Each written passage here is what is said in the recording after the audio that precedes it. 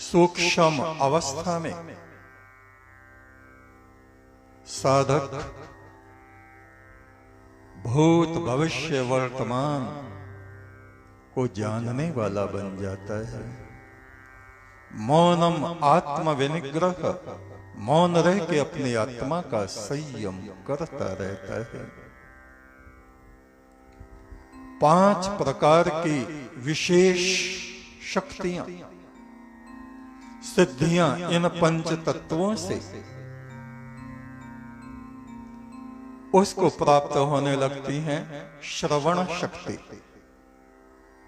बहुत दूर लोकों में जो वार्तालाप देवगणों में हो रही हो, इसके कानों में वो शब्द, वो आवाजें, वो ज्ञान आना प्रारंभ हो जाता है। छुपे हुए ज्ञान को, प्राचीन ऋषियों के ज्ञान को ये जानना प्रारंभ कर देता है।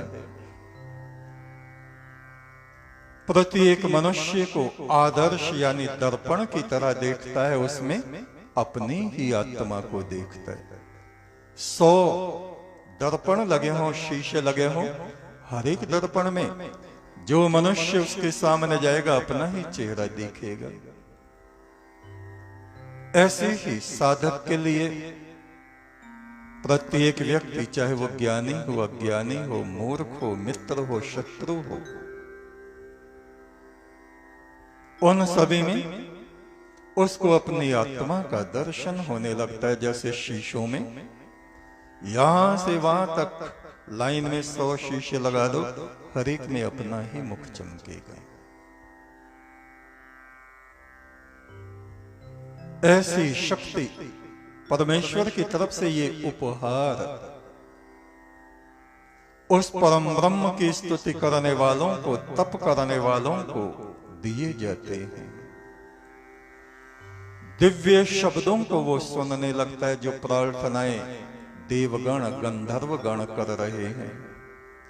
ब्रह्मलोक में देवी सरस्वती जो वीणा बजा रही हैं, उसकी झनकार को ये पृथ्वी पर अपनी आत्मा में सुनने लग जाता है। दिव्य स्पर्श, देवात्माएं इसके निकट आकर के इसके आसपास विचरण करने लगती हैं और उनके स्पर्श को, उनकी सुगंध को ये महसूस करने लग जाता है। उनसे भयभीत नहीं होता। उन देव पुरुषों में ये अपने ही स्वरूप को देखता रहता है। दिव्य रूप, दिव्य दर्शन, दिव्य स्पर्श और दिव्य रस का इसको स्पर्श अनुभव होने लगता है। कभी दिव्य सुगंध का अनुभव होता है। ऐसा होने पर साधक समझता है, समझ जाता है कि मेरी उच्चता में गति हो रही है।